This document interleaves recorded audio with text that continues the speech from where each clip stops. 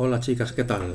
Bueno, vamos a ver aquí los apuntes del marxismo, los puntos 2.3, el materialismo dialéctico, y 2.4, el materialismo histórico. Lo primero importante, el marxismo sostiene una concepción materialista de la realidad, que no significa ni más ni menos que en la realidad todo es material. Esto puede parecer una simpleza, pero esto viene como oposición a, digamos, la filosofía anterior, que era la de Hegel. Para Hegel, la filosofía, o sea, perdón, la realidad no solo no es material, sino que es espiritual.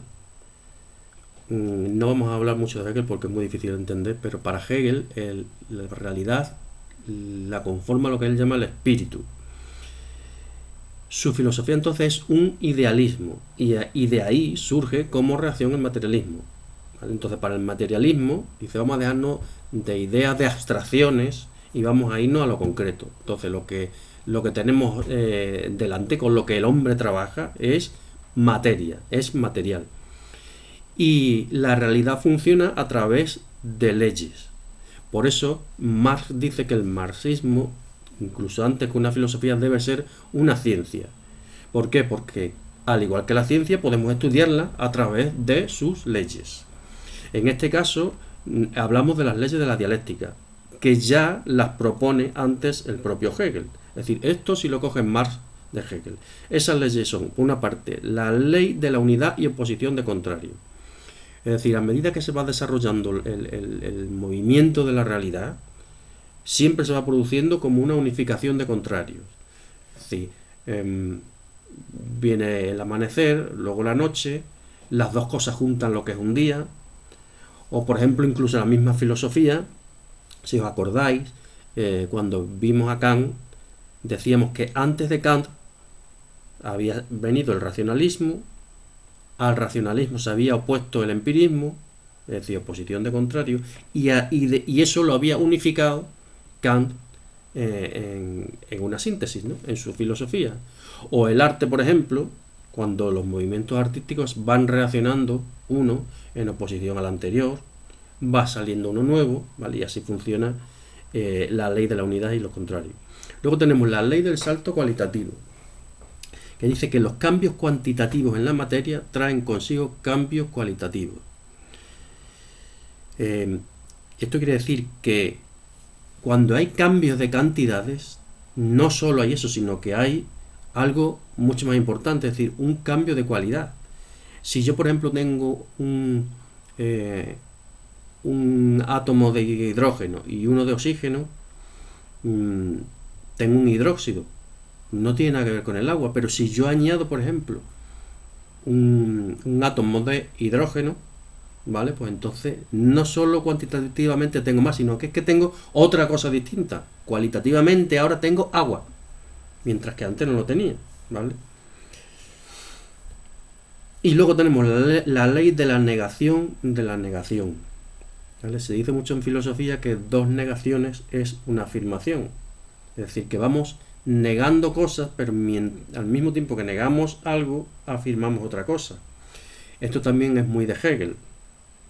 O sea, cuando Hegel va descubriendo sus sistemas de la realidad, va diciendo, ¿la realidad es solo conciencia? No.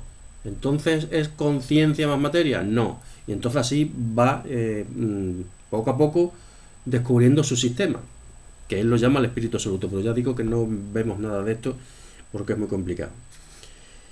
Eso en lo que respecta al materialismo dialéctico. Ahora, en el punto 2.4, el materialismo histórico, esto es la explicación que el marxismo da a la historia.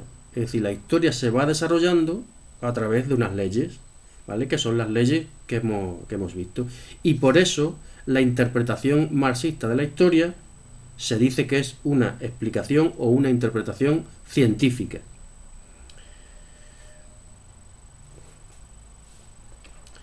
Luego dice, para Marx, eh, el sistema de producción de una sociedad, esto es muy importante, determina el conjunto de creencias, valores y cultura en general. El sistema de producción básicamente es la economía, el tipo de economía de una sociedad.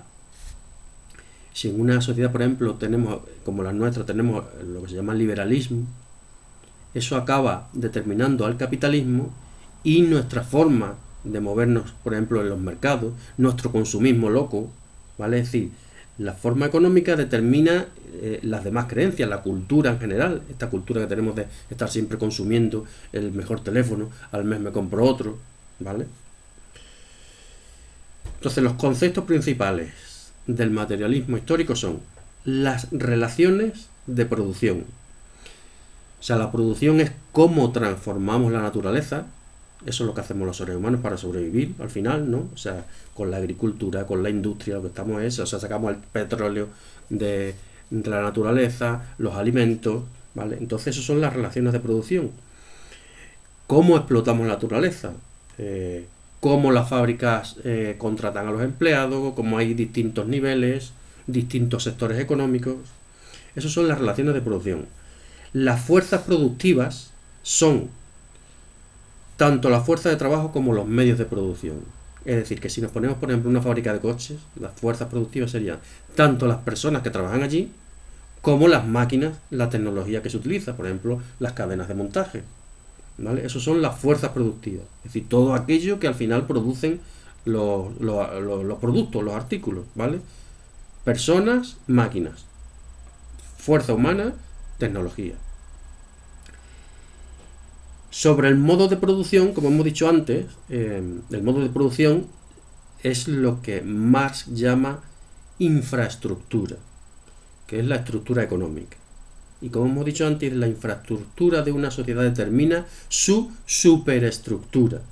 La superestructura es todo lo que tiene que ver con las costumbres, con las concepciones morales, con la cultura, ¿vale?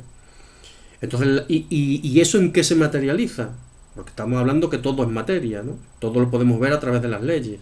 Entonces, la superestructura se materializa en organizaciones, en instituciones, en el Estado, los tribunales, en todo lo que es la cultura, comercio, ¿vale? Eso es muy importante. Es decir, la infraestructura determina a la superestructura.